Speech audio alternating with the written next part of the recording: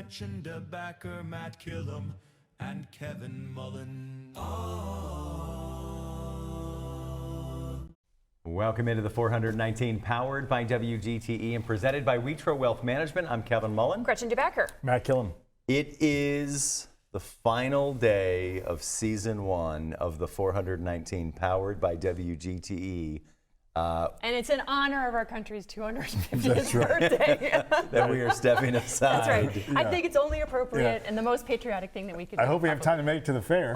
It has, like, truly, it has been an absolute pleasure the last 6 months being with you guys and telling stories of incredible folks in our community, making Toledo better. It is, I think I've said this a few times on the show. I have loved the most that the feedback that I get in the community, what people are saying about the show is often the same reasons why we wanted to do the show, right? Mm-hmm. What they like about it is the same reasons why we started down this path. And for that reason, it makes me feel like we're onto something. Yeah. And I'm excited to, certainly excited to take a break for the summer. Yes. Retool a few things and get ready for season 2 this fall. Yep. We've had 352-ish interviews in the last 6 months, which is truly remarkable that many people came into the studio in the very early morning hours to be on our show.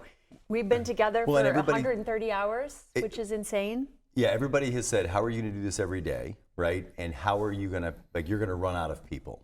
I mean, we're 352 people in, and we're good. I still have folks that are like in my speed dial of like, I'm fighting to try to find a time to get them on and get them in. So there is no shortage of talented, passionate people in our community, and we've got a lot more stories to tell. And speaking of talented and passionate people, we did also want to mention the people that never get to be on camera and that we abuse on a daily basis. And that's Angel, Nathan, Caleb, and Rich, who are the crew here, and then our producer, Shane, all of whom have just done a fabulous job, Marcus and Emily, in marketing. And then, of course, the current CEO of WGTE, Dale, has been a big supporter, and everyone here at GTE has just been great to us. I was a fan of WGTE before we started the show. That's part of what I think all of our excitement of being here has been, that we believe in the mission. We love that it's here in our community. Having the chance to spend the last 6 months working side by side with the staff here, they are an incredibly talented group, and we are, not just our show, but our community is better for having their talent here in the community. It's been, I've got, producer in my ear that's appreciative of what we're saying. I know, Matt, you've got some nice things you'd like to say about Shane. Yes. I just wrote down, I'll just read what he wrote. It is remarkable to work with somebody with this much vision. Yeah. Has a can-do spirit and the know-how to put on an exemplary 60-minute segment with people that have marginal talent. I can't believe Shane wrote that out. Yeah, I can't either. And it looks like he'll be getting our key fobs back immediately. Right. Yeah. We're going to click those on the way out the door. Yeah, no, I don't have any necessarily any more superlatives to layer on top, or certainly different ones, but it's been a long haul. We started out obviously with our own podcast, which was we can say unpolished is probably flattering. Yes. But everyone was very patient and worked through sort of our bumps, not that we're not a continual work in progress. But it has been no rain or shine, and literally and metaphorically, very nice to come here and step away from the trials and tribulations of everyday life or our day jobs. And it's been a bit of a hideaway, and I think the people in the public have enjoyed it. So that's no large part to the people you don't get to see, and I'm immensely grateful. So our sincere thanks to Marcus and Eric and Emily and the marketing team, Dale, the interim CEO, Angel, Caleb, Nathan, Shane, Rich, for all of their passion on the show. It also goes without saying that programs like this don't happen without incredible supporters and underwriters, and we have the best crew Yeah. we could ever have, and we're so excited to continue working with them in telling stories across Northwest Ohio. Wetro Wealth Management, Tim, Wes, Cherie, the entire team there at Wetro has been an incredible partner of ours from day one. WorkSpring, Megan, and all of the folks from WorkSpring that have been a part of telling stories of wellness. Tarta, sponsoring our Toledo.com community calendar. Toledo Refining Company, Destination Toledo, and the Community Foundation, helping us bring in community leaders that are making a difference all across Northwest Ohio. Thank you. On behalf of us, the crew, the mission here at WGTE, thanks to each and every one of you for being a part of this. It's our final show, but we are not taking our foot off the accelerator. We have a jam-packed program for you. We've got Lexi Staples is going to join us. Juan Duarte is going to join us. And we got a mystery guest. Yes, a mystery to all of us. Who is, Matt, you've got a clue in front of you. Give us clue number one of who our mystery guest will be. All right. He is a doctor from South Toledo. Okay. Okay, let's go to break. All right. Do you know who it is? No. Wouldn't it be amazing? I've seen plenty of doctors. And plenty in South Toledo. Yeah, sure. Easy with the brag. Okay. Yeah. All right, let's take a break. When we come back, we'll be joined by Juan Duarte. It's the 419, powered by WGTE. Support for the 419 comes from Wetro Wealth Management, where we understand that your financial path is personal. Advisory services are offered through Capital Investment Advisory Services, LLC. Securities offered through Capital Investment Group, Inc. Member FINRA and SIPC. More information at wetroadvisors.com. The 419, powered by WGTE, is made possible in part by supporters like you. Thank you. Welcome back into the 419, powered by WGTE. We're joined now by Juan Duarte with Soul Path Ohio. That's right. Juan, thank you so much for joining us. Thank you. What is Soul Path Ohio? So, mission statement, Soul Path Ohio is here to create spaces of recovery, community, and purpose. And the whole point of that is to help people heal, rebuild their lives, and rediscover who they were always meant to be. The whole point behind Soul Path is for us to connect with individuals, like just to build relationships. We believe that relationships are what really matters the most. So it's all about that. What distinguishes Soul Path, or what do you hope distinguishes them? And is there still the need that we saw a decade ago? What are we seeing about the general sort of environment or need for recovery services in our community? Yeah, that's a big question because there's a lot of changes that are happening currently. The landscape of treatment services is going through a big overhaul right now. For us as an NPO, it's not necessarily about the treatment services as much as it is about having an open space for individuals to come whenever they need to. With traditional treatment, when you're going there and you're going through groups, you know, you have a process and usually a timeline somewhere along there where you're no longer at the facility. For Soul Path, you can come, you can go when you need. Life happens, people have kids, you know, so we want to make sure that we're staying consistent and available and accessible for individuals to just come to. When we're talking about recovery, I mean, is there a specific, or are we talking about a drug addiction, alcohol addiction? Man, that's a good one. I think that every human on the planet can say that in some way, shape, or form we're addicted to something or have been.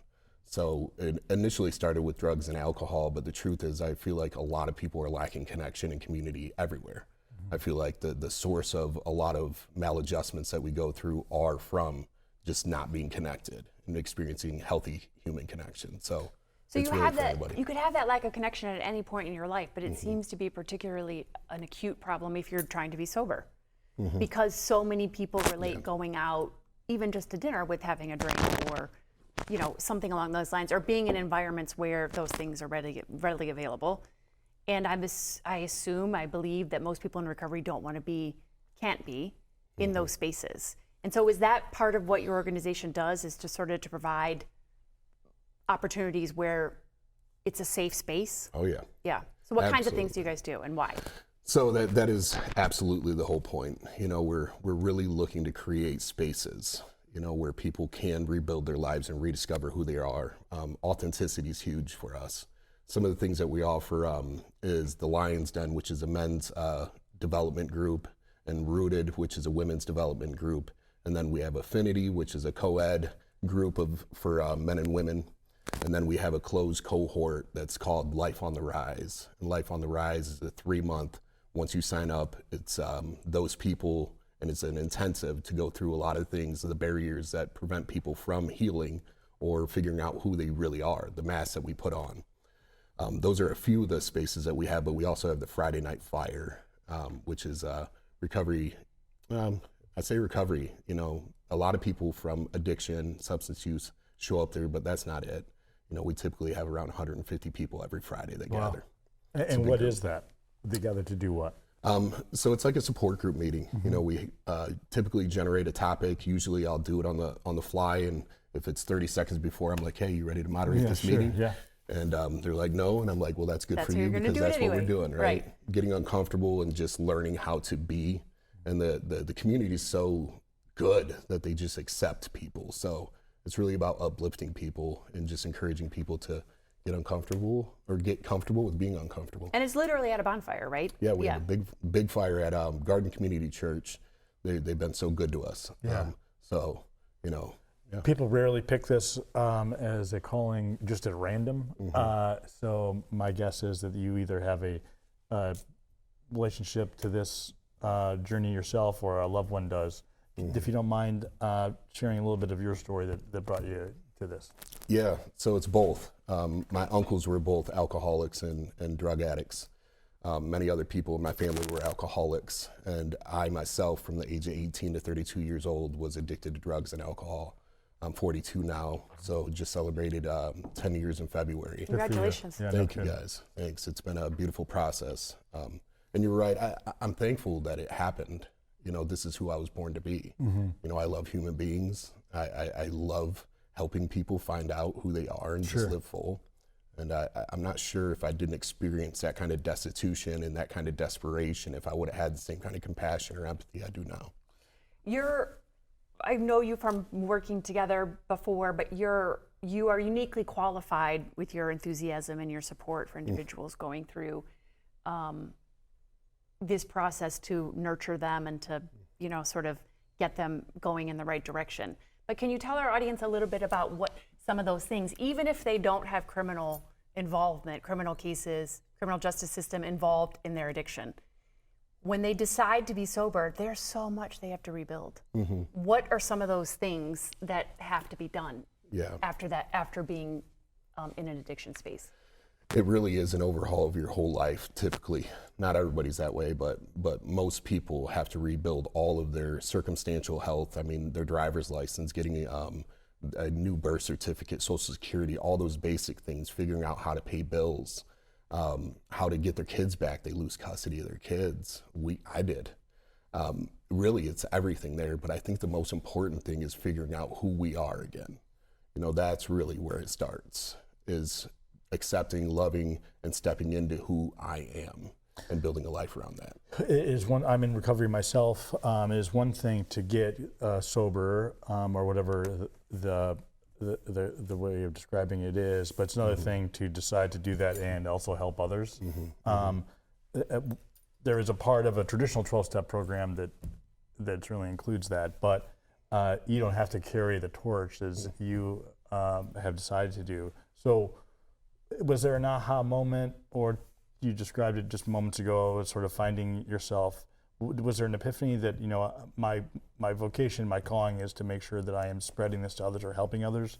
Is there a singular moment that you remember thinking that, or it's been a bit of a building up to this? It's a good question. I look back after I got sober, I started reflecting, on who I am and what I'm supposed to do here. I've known since I've been about 4 or 5 years old, I'm here to help people. I just love it. I love it. I've always loved it. But there was, I was super fortunate at the time to be around a group of people that really, really was just all about helping people. And I had a hard time finding purpose in regular everyday life, the picket fence and, a job, regular traditional job. It didn't sit well with me, and I tried my whole life to fit in that container. And so when I saw other people that were creating a life that was about helping people, I was like, I don't know how to do that over there, but I know how to do this. Sure. So it happened for me on day one. Literally, I had one of those aha moments, day one, on February 16th of 2016, 2 days before I got sober. And I said, I'm supposed to help people. Yeah. And I never stopped. Talking about the community, right? I mean, what is it? There are, as Gretchen mentioned, a number of options for folks to get treatment. I feel like I'm seeing growth and development and new facilities that are opening, which doesn't happen without there being a need in the community. Yeah. What is it about Toledo that has that makes this a challenge, that makes this a choice that chooses people or they choose? Yeah, if I'm understanding correctly, I don't think it's just Toledo. It's everywhere. Sure. We just so happen to be positioned on the I-75 corridor with the turnpike there as well. So, that's one of the big things. We're a highway for substances and a lot of other things to happen. And I can't answer why Toledo necessarily is in need of this more than any other community. I don't necessarily believe that. I think that every community struggles with this, whether you can see it or not. But Toledo in particular, we are lucky because we have so many people that are passionate about all of this. So. Talk to me about the energy that it takes to do this, right? I mean, there is somebody who is in recovery, and I mean, you're an addict or an alcoholic your entire life. You don't hang it up. We do Wellness Wednesdays here, but it's pretty common conversation to talk about boundaries. You are at risk for your sobriety by being constantly around people working through sobriety. The upside of that is it's communal, right? But the downside is that it's triggering, right? A lot of AA groups and community groups can get together and just tell old war stories, right? And there's actually not any substantive healing in that process. So talk to me about the institution you run, but your sobriety path also has to be outside of that as well. How do you make sure that those channels are separated, but you're still being your authentic self, which I have no doubt that you are, sir. Don't get me wrong, but you were at risk at some degree doing this, and it has to be. Now you're putting energy into both of these buckets, and getting your energy bucket depleted on one end puts you at risk.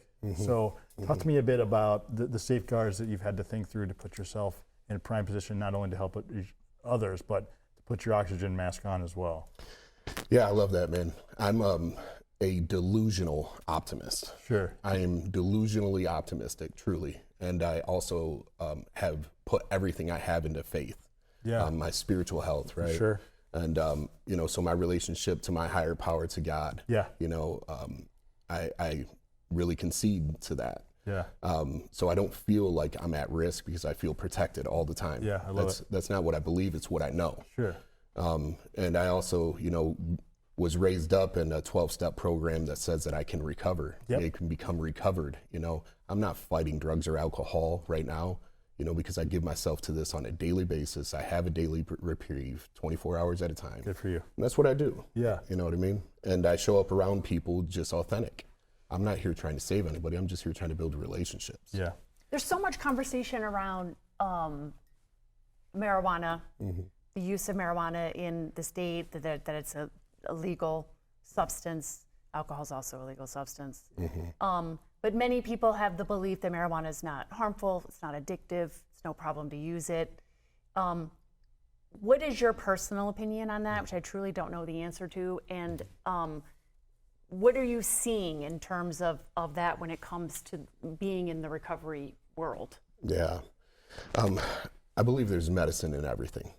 From relationships, there's all these things are medicine to some degree.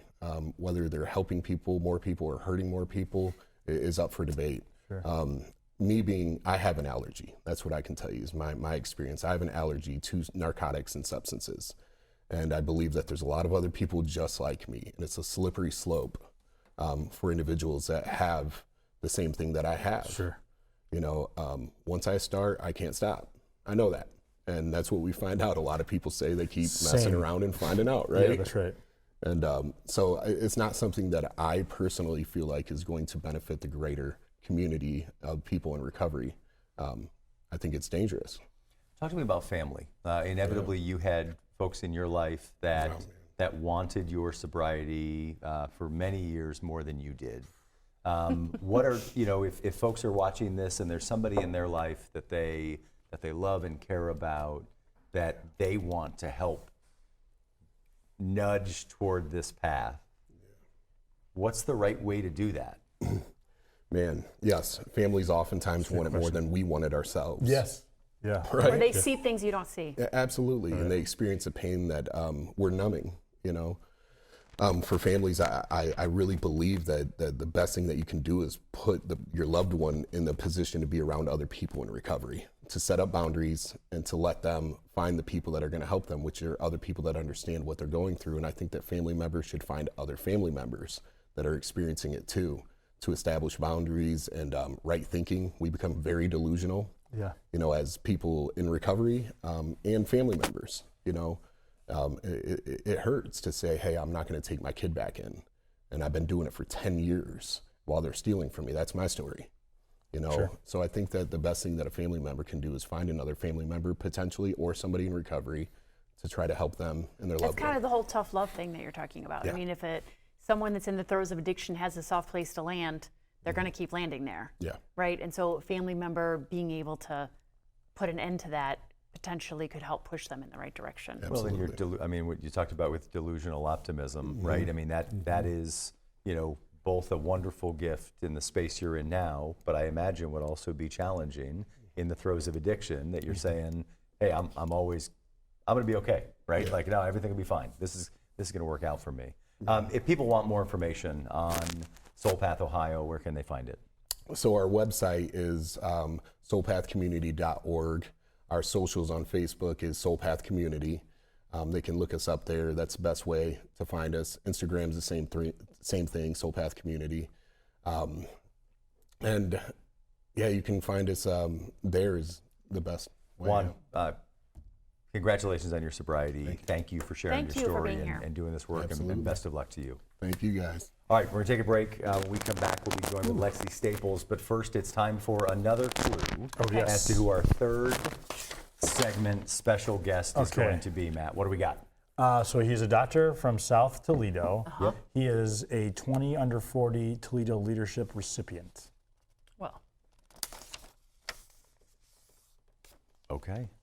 that doesn't narrow Interesting. it down.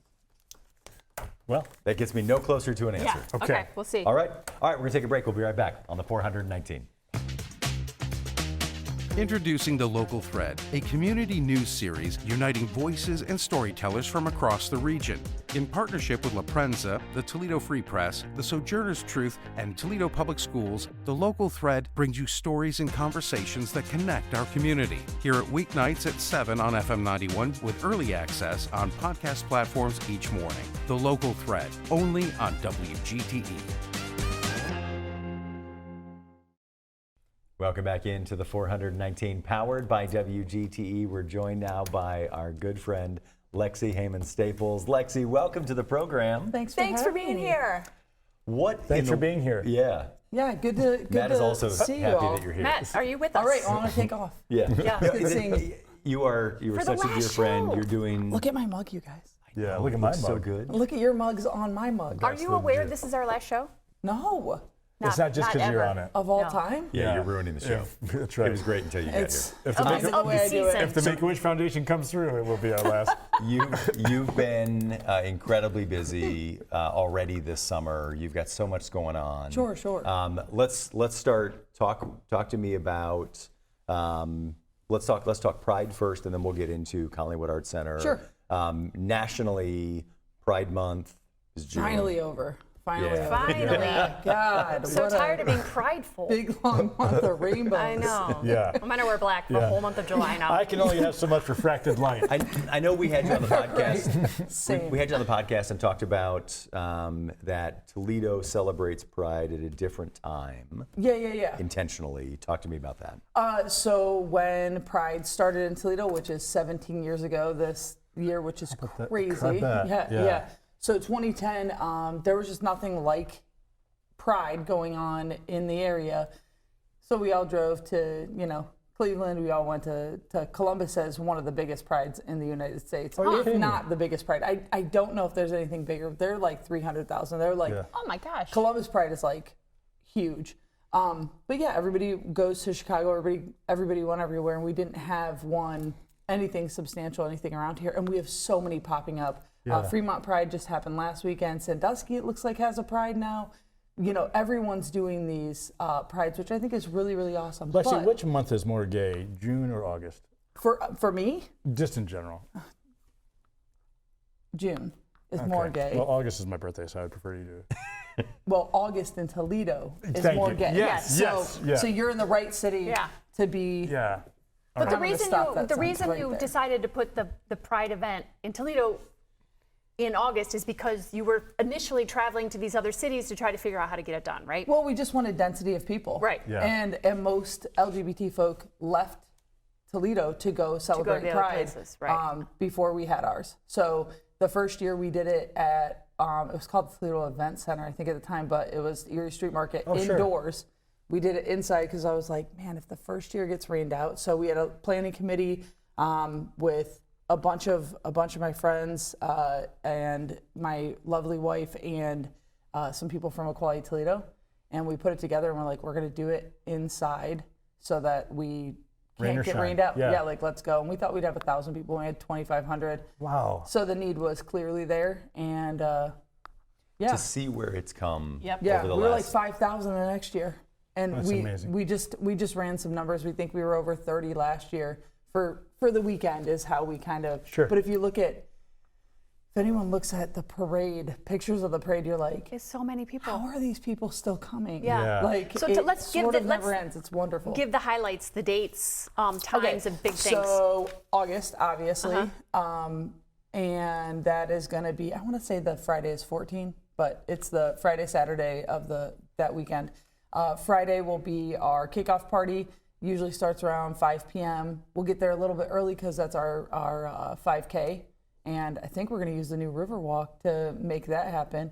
We work with Fleet Feet on that, and we call it a night glow, but it never gets dark. Yeah. Yeah. So we try our best. gotta start real we late make for it that. very glowy. Yeah. Yes. 9:30. But then Saturday is our whole day affair. Parade kicks off at noon because, It's noon. don't make us do 10 a.m. parades. No. So that's really great. That's on Adams Street? It is on Adams Street. We're Okay. trying to rework the route so we have less walking for people to get back to their cars. That's been a complaint. It's only been a complaint for 10 years, so I wouldn't worry about exactly. We're ready The idea to, that Toledo's are complaining about walking. Yeah. What a it. Why yeah. can't this be a loop? Yeah. Yeah. Yeah, so it's really hard to loop downtown. Yeah, it is. Yeah. It is. So we're working on that, and then Sunday we have that brunch, and we just we of Pride all kind of delinquent for the day, and Adams Street kind of carries us, and just they're like, we'll have croissants. Lexi, how do you? There's no croissants. There's I no don't think. croissants. 17 years, and I mean, you back-to-back guests with an exceptional amount of energy, but how do you keep up the passion for this?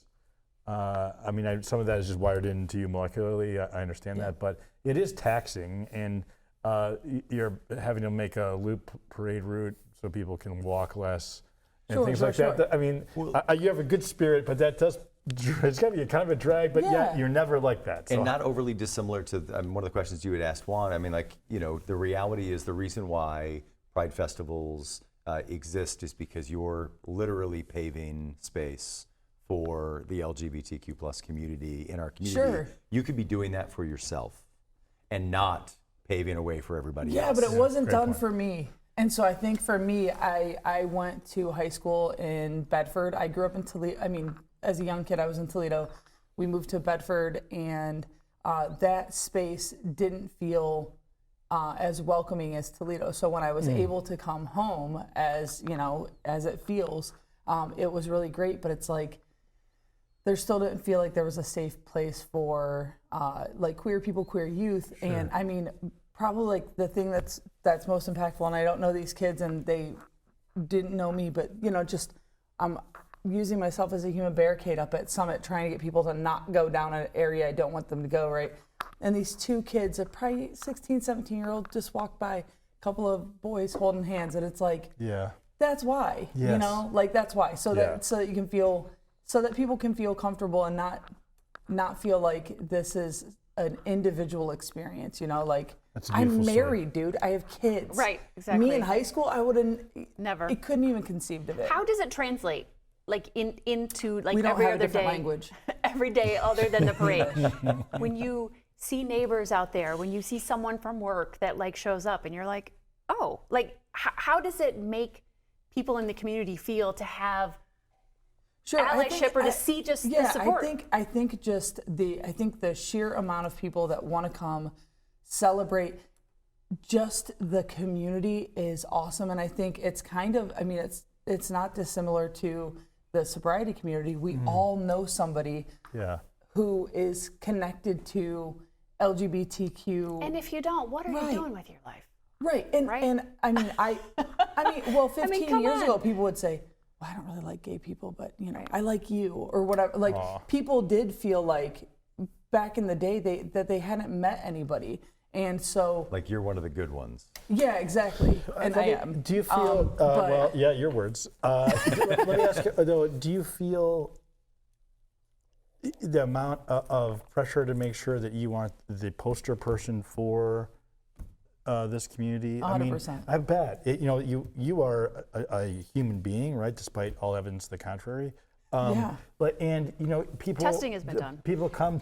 Yeah. Do people come to you or hold you up as this sort of iconic figure? These are my words. You're a very humble person, but there's a pressure to that too. I would think that would be almost exhausting. Like you didn't sign up for that. You signed up to be giving people a place, to your words, giving people a place to feel welcome and to gather. Yeah. But there is a pressure to being the person who started this or a figurehead for this community. How do you balance those things? Sure. I mean, I think for me, most of the time when we have asks for anything that would be like an interview, not this setting, obviously I want to come hang out with you guys, but I try to have somebody else do that kind of stuff. I try to like put more people in the media that aren't my face, because Yeah.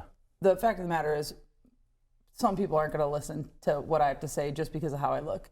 That's fine. If I can put somebody in front of a camera that looks more like somebody that somebody would relate to, Sure. or that could be my niece, that could be my, you know, my nephew or whatever, then they're not immediately turned off the moment they see me or hear me or whatever. So but yeah, I mean, I think it's awesome and it's really, really fun, and Yeah. I don't know, it's worth it. Yeah. We've got about 4 minutes Let's left go, with yeah. you. I don't want to. We'd like you to leave early. That's right. It's been really We work these 4 minutes back. Okay. Yeah. That's fair. I don't want to end this without talking about Collingwood Arts Center. Yes. I love the Collingwood Arts Center, you guys. Have you been? I went once, Yeah, and thought. there was And a then weird never show left. with puppets. Yeah. I don't know what it How was dare you. about. Trekkie No monster. idea. Yeah. Yeah, no, it's like I've been at Collingwood for just 12 years now. Just. Like it just happened, you know. Now like- you also, I think, recently got the announcement of some funding for Collingwood that I We know you want to talk about, and did. then tell us about what's going on for kids and families this summer at Collingwood. So much stuff is always happening. Yes. I mean, the circus does most of the things in the building. The circuit, like, go do Bird's Eye View circus stuff. They're great. But as far as Collingwood, we always have something going on. Our self-guided tours are opened every Saturday, 11 to 2, which gives you a chance to walk around this creepy old building. We're about 90,000 square feet. And we also have a little artist shop called The Weird Store open during that time. Not just art, also some weird stuff. If you need an aggressively large, non-working toothbrush, I didn't know where you were going with that, but you could get that. yeah. So, so at That is any not rate, working. yeah. But yeah, there's a ton of active artists. We have over 100 artists, and That's that's the most awesome. magical Yeah, thing about that, it's amazing. that It's building. so Is you weird. can walk down a hallway and hear drums and the guitar and hear like the Screaming. scratches people paint. Yeah, you just ghosts. You have no idea what people are up to in the No, building. My in favorite thing one sincerity. day was No, it is. I was at Collingwood, and we don't let people modify their studios, like, because the modifications people come with up are wild, right? So one day I'm downstairs and I'm mad because I hear a drill, and I'm like, I gotta go up there, and then I hear pounding, and I was like, ooh. So I go upstairs, and the drill is a drone flying down the hallway, and the hammer is a dude tap dancing, and he's shooting a video promoting a upcoming show. Yeah. No, a construction show. Yeah. Yes. Of course. Yeah. So Like it my was, dad- I was just like, Obvious. I all tap the dance time on we just say, almost all of Colin. my construction Yeah. sets. Yeah. Colin Well, would. I mean, this program airs outside of Toledo, and so folks in Come to- Toledo come to likely College have Arts Center. heard of Common Arts Center. Yeah. But if folks haven't, I mean, give me a Okay, brief we're- description of what it is and where it is. Yeah. We're in the old west end of Toledo, Ohio. We are an old nunnery and convent turned into an art center in '85. We are 3 kind of interconnected buildings. One is a mansion that the nuns purchased, lived in, shaved the back off, and built a building on the back of. They intended to knock it over. They didn't, so we have a mansion on the front, or we are on the back. It's very interesting and very cool. We have 3 theaters, a lot of visual art, a lot of theater, and And a lot of resident artists. a ton of photography. Only two residents, but a lot of rental spaces. And speaking of theaters, there's a new, we've talked on the show before about how much we loved Avenue Q, put on by Yeah, Stone yeah, yeah. Productions. Stone Productions has a new performance coming up in Yep. August of Jagged Little Pill, which I've never seen, so I'm excited to and go. it's a this What's is the like premise of Jagged Little Pill? I haven't heard of it. It's the music. Alanis Morissette. Yeah. Oh yeah. Alanis Morissette musical. It's a musical, but what's the? I thought you were being hilarious. No, I think it's not ever. Yeah, it's Alanis Morissette's music set to a musical. And you should come watch it and learn all those things about it. Wouldn't that be fun? That's a good. Yeah, would be absolutely. ironic. That's a good hug. Oh, look at you saving it for the last show. How Wow. about it? Finally You show coming in up. hot. You show up and by the early. way, raising the roof. What a topical and hip thing to do. Yeah, still got it. 2026. Yeah, exactly. If Yeah. people want more information on Go to our Common Arts website. Center, Oh, and follow us on Facebook. Come on. Come on now. what's if you're going to do one thing this summer? Somebody's going to do one thing. This is the final show. We're leaving people with the one thing they have to do this summer. Per Lexi Hayman-Staples, what should they Come do? to Pride. What do you mean? Hell yeah. Okay, the Come to parade. Pride. We'll see. The parade is great, but then stop down and say hi to me after the parade. Okay. Don't just go to the parade and then skedaddle back to your car. Come say hello. And then what should I'll someone be wear to the parade briefly? obtuse. Best outfit, what should you wear? Something not that hot. Okay. It's impossible for me. And bring a poncho in your pocket Yeah, because oh. You never know. we don't talk about the weather. Sorry. Yeah. I'm very Yeah. superstitious. Well said. What am I? You're a little bit Wow, stitious. Yeah, you're very superstitious. Yes. super. Yeah. Yeah. I'm just a little stitious. Yeah. Yeah, a nailed little it. stitious. Lexi Hayman-Staples, We love thank ya. you. Thank we love you. you Thanks so for having me. much. All right, we're going to take a break. When we come back, we have our mystery guest. Matt, what is clue number 3? He is a doctor from South Toledo. He is a 20 under 40 Toledo leadership recipient. He has a family that has been on the show. He has family that's been on the show. Tom Cole, obviously. Oh, that would I get. I don't think Tom's family's been on the show. In my heart, they have. Okay, that's fair. All right, we're going to take a break. When we come back, we'll find out who our mystery guest is. It's the 419, powered by WGTE. Support for the 419 comes from Witro Wealth Management, where we understand that your financial path is personal. Advisory services are offered through Capital Investment Advisory Services, LLC. Securities offered through Capital Investment Group, Inc. Member FINRA and SIPC. More information at WitroAdvisors.com. Destination Toledo. Whether you're a local or a visitor, Destination Toledo invites you to explore the region and be a tourist in Toledo. Find events, dining, and things to do at visittoledo.org. WorkSpring. HR issues and employee well-being go hand in hand. WorkSpring supports employers through compliance, training, and wellness because healthy workplaces don't happen by accidents. Learn more at workspring.org. Toledo Refining Company, a subsidiary of PDF Energy. Toledo Refining Company is a supplier of fuels that keep our region moving. Located in Oregon, Ohio, the refinery processes crude oil into gasoline, diesel, jet fuel, and other petroleum products. And Tarda, celebrating its 55th year of connecting Northwest Ohioans to their community. More information at tarda.com.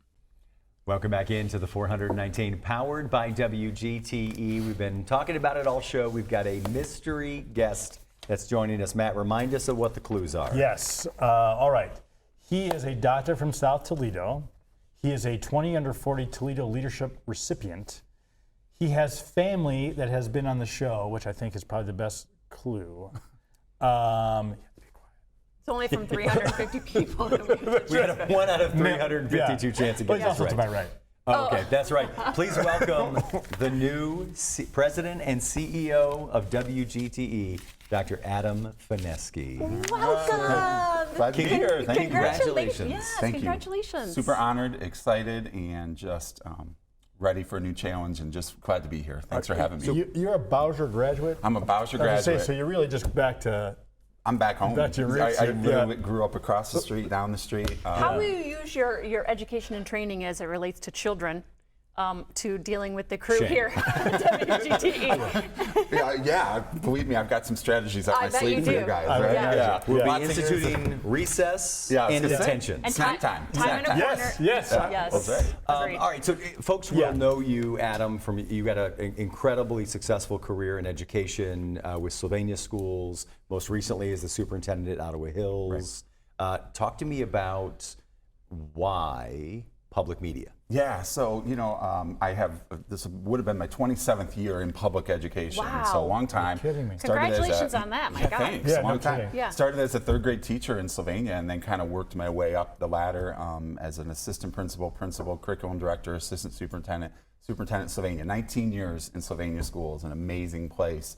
Then got the call from Ottawa Hills about 7 years ago, and got an opportunity to lead the #1 school district in the state of Ohio. Yeah. It's kind of once in a lifetime. Sure. Amazing kids, pretty great parents, Yeah, a great community that Sure. centers itself around the school district. So, I've had a lot of really great experience. So people will say, well, why? But after that long and being a superintendent about 10 years, almost a decade, I've been craving a new challenge. Sure. And just kind of looking to continue to lead, but to do it in a related way, but maybe something unique and different. And that's kind of bold for someone who is in, public education, that most people just stay till they retire. Sure. And I could do that, and I could have done that. And Right. It would have been great. I'm leading a great school district, but I just knew over the past year or so, been having some conversations with just people in the community I trust, and looking for, is there something different in the Toledo area? I didn't want to move away. I have 3 kids, Yeah. one who's a student, going to be a junior at Ottawa Hills High School and is thriving there, and a son who plays college football at Toledo, at the University of Toledo. So, we're local. Kate and I aren't going anywhere. Yeah. And then, a couple months ago, this opportunity, someone mentioned it to me, and once I started looking into it and thinking, wow, you know what? Public education and public media Yeah. are fueled really by the same thing. Right. A belief in a connected, educated community. And it really kind of matches what I've done for 26 years, but with a little bit of a new twist that kind of would meet that need of wanting that new challenge. And so I kind of dove into the mix. And once I started learning about what WGTE needed the most in a new leader, and then started meeting the board members and the staff here at WGTE, who are phenomenal and so talented, the more and more excited I got about it. It was a big process, and the station did a great job looking at many wonderful candidates. And then when the offer came, I just knew it felt right. I think it's so admirable to, be so successful in your career, really at the pinnacle of your career, and have these feelings like maybe I want something else. Because Yeah. as you say, it would be easy just to stay. It would be. To stay doing that. But What's the kids your- don't benefit from someone whose heart is Right. being pulled, Right. right? So I guess if the jump to a new role isn't a total about face, to your point, and that was well articulated. Yeah. But I'm curious, Dr. Fineske, you are closing down at least one portion of your career. If you could have it described in a way that would be perfect to you, how would you want your career as an educator to be described? I would want to be looked at as a leader who is collaborative and believes that everyone has a voice at the table when it comes to making decisions for kids. Everyone should be involved. One of the most proudest accomplishments that we did in my tenure in Ottawa Hills was created a brand new strategic plan for the district. And that plan was created with a totally flipped model. Usually you hire a company, you kind of start at the top, and the superintendent drives things with the board. I decided to do a total different approach in Ottawa Hills and let the community drive the plan. I chose 3 very influential community volunteers to run a team of community members. I took a step back. I was at the table, but the community got to decide what the future of Otto Hills is going to look like. This was back in 2022. It's almost at its 5th year coming up. It's a 5-year strategic plan. And so I think making leaving that mark that people knew me as a leader, as someone that you could come into my office anytime. The door was always open. I was always at everything. So yes, you were. And I come approach me, ask me anything. And it was not just with the adults, but with the kids. And I'll tell you, I will miss that interaction with kids every day. That is huge, and especially in Ottawa Hills, where I could pretty much know every kid's name. That's right. I mean, I would walk down the hall and know the kids. And you had multiple siblings. And right. Sure. And there's so many families. In Sylvania, it was a little more challenging because there's 8,000 kids. I still was that same piece there. That's who I was. It was the guy who could do the fist bump, sit down at the table, let you give your opinion, and a lot of times that opinion mattered in a sense that it affected the decision I had to make. And that, from kids to teachers to parents to my administrative team, I think that's the biggest legacy I hope I've left. Public education, I'm sorry, Kevin, public education and public media are also similar in that they both have funding challenges. Correct. Yeah. And attacks, really, as it relates to the merits of their public funding. Right. So what's your sort of belief in that? I know that this station, in part, the reason that we're sitting at this table is a commitment to local and a commitment to local voices. What is your plan around that, and your thoughts in general about the funding challenges ahead of WGTE? Right. So fortunately or unfortunately, I've had a lot of experience in what you just said. Well, market is on. What's that? Unfortunate. Unfortunate, right. With right. state funding cuts and a constant criticism of public education and superintendents, really, of never being right. When we ask for a levy, why? You should not do this. You should cut this. Right. I mean, there's always constant criticism coming at you nonstop. I've grown a spine bigger than I ever thought I would get as a superintendent. So, I think those experiences I'll be able to bring here. I think with that background, we've had to get creative in public education in Ottawa Hills and Sylvania, whether it's starting a foundation, looking at funding through grants in many different ways than we've ever had to before. A lot of those things I hope to bring to the table here. I have some deep regional roots here and connections with my experiences sitting on multiple boards at the universities, ProMedica, many other things in the community. I hope to tap into a lot of those resources and say, hey, we need you. What can we do for you? What can WGTE do for you? To be part of your world. And I think there's opportunities with my connections and roots in the community to be able to target some of those things. Absolutely. And to be able to help us with those challenges. I mean, that cut that came from the Corporation for Public Broadcasting, I mean, that's huge. That's out there. It's real. We know it's at the table. That was a big part of my interview process. I hope you're aware. Yes. We just lost 20% of our budget. Right. I was. And I've had that happen in the past to me. Right. You have to get creative. You pull your team to the table, you get the right people at the table and listen before you attack, and success can come. So I hope to bring that here. Talk to us more about your vision for WGTE moving forward. Yeah, I think we're approaching the 75th anniversary. What a great time to start kind of new leadership, new planning. So really, I think we need to get back to, as an organization, get back to why. What's our why?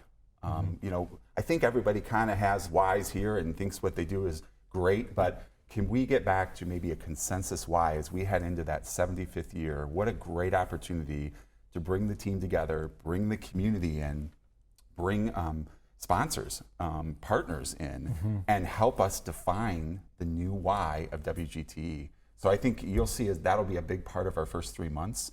I'm inspired by a book called Start With Why by Simon Sinek. It's probably my favorite leadership book ever. I talked a lot about it in my interview process. Every employee in this building is going to get a copy of that book, and we're going to do kind of a shared read together and really see how everything we do, everybody we talk to, starts to define that why. You'll see probably in the first 5 to 6 months a new strategic plan process starting here. The strategic plan in place here is quite old, to be honest. It needs updated, it needs reset. That's work that I've done before and used models that work. So I plan to bring a lot of that experience to the table here, probably within the first 5 or 6 months. We're gonna get going. Get busy. So you mentioned in I guess the former career is something we should have to get comfortable saying, right? I know. That still feels strange to you, Yeah. but you mentioned the people portion of it, from families to kids to faculty, the administrators. Talk a little bit about the part of the structure that you enjoy. You just talked glowingly about strategic planning on multiple fronts, but that means that you have to like part of the meat and potatoes of how agencies, organizations operate. What's your favorite part of that? You know, I think that I've learned quite a bit about WGTE and the structure here just through the interview process, and I have so much more to learn and plan on really spending time, and the staff heard that loud and clear. There's going to be a lot of listening and learning from me as I come in to the door to make sure that I understand how things are happening here and what's working. And I think the biggest part I like is the teamwork aspect of the structure. That's huge to me. There isn't me sitting at a desk making decisions all day. That's just not who I am. This station will see me out and about around the building. This station will see me out and about around the community, whether it's at Toledo Rotary, at Toledo Chamber, Sylvania Chamber, Maumee Chamber, two of the strongest chamber of commerces growing right now in our area, along with Toledo. These organizations have to see the face of WGTE a lot moving forward if our plan, if our changes, if our goals are going to work. And that's going to be a big part of my leadership. I think that sounds amazing. We haven't talked about who the family member of one of the clues is. Yeah. The family member that was on the show, that's your wife, Kate, who is the executive director of the National Great Lakes Museum, who we had on the show and was absolutely delightful.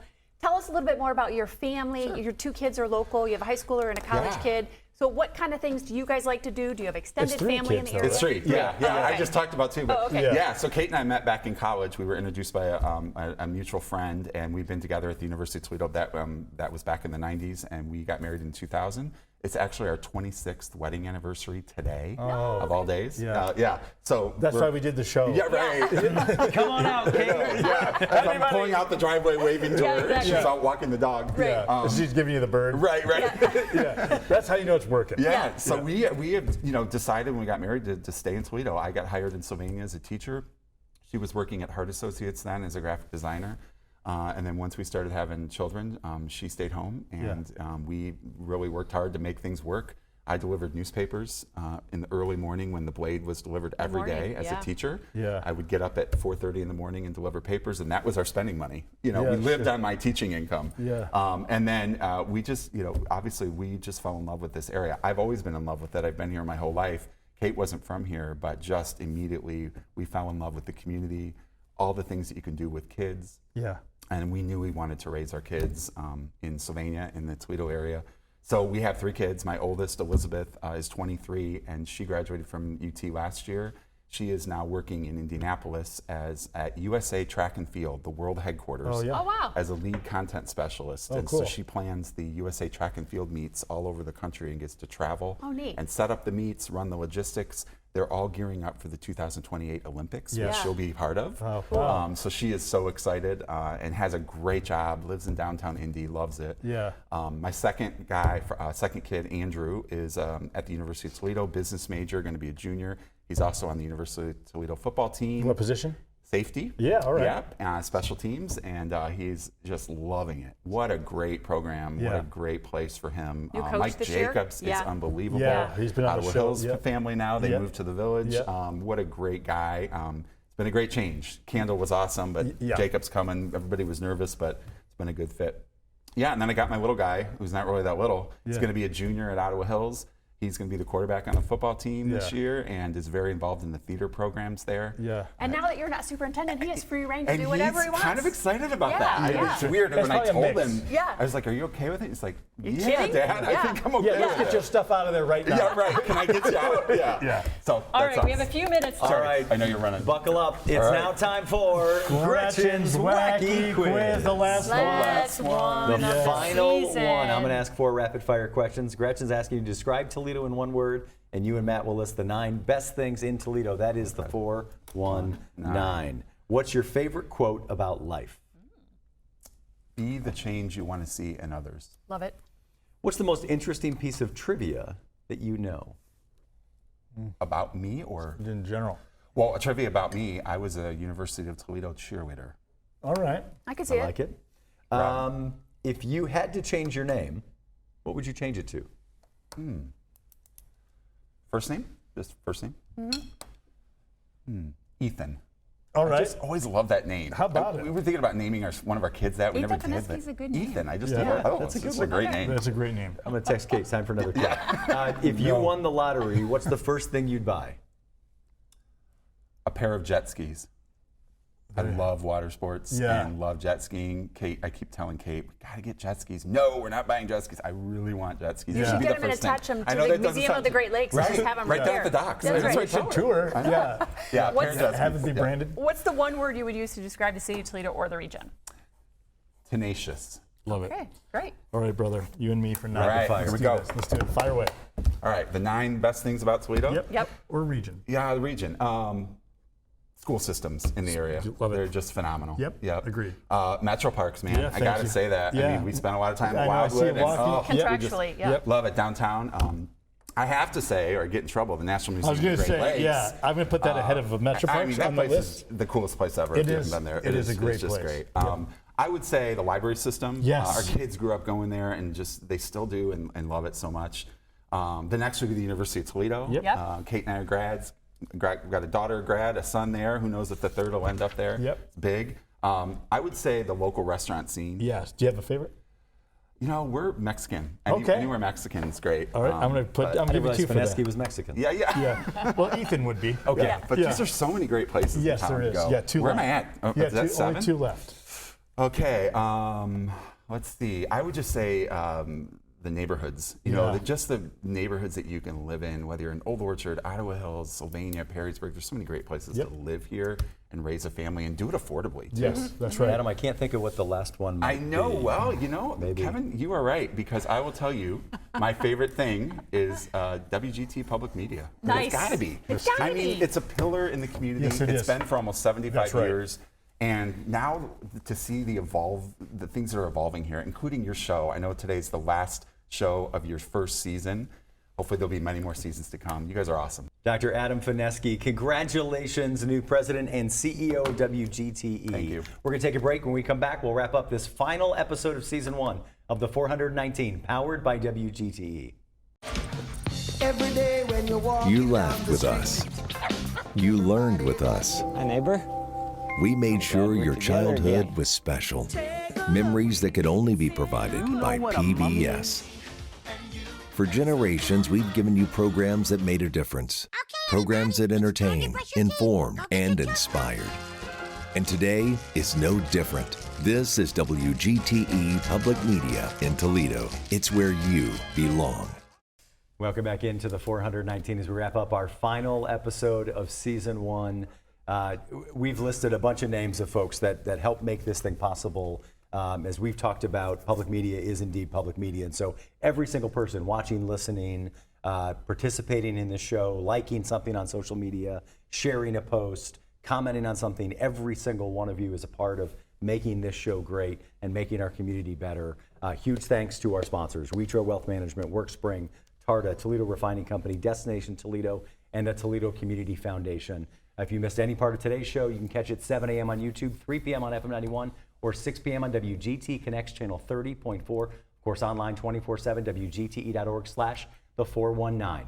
We're going to take a break for the summer. We'll be back in the fall. In the meantime, you'll get the best of the 419 here on WGTE. Thank you so much for being a part of it. Thanks to you guys as well. Thank It's you, the Kevin. 419, powered by WGTE, presented by Wetro Wealth Management. Thanks for nothing, Gretchen. The 419, powered by WGTE, is made possible in part by supporters like you.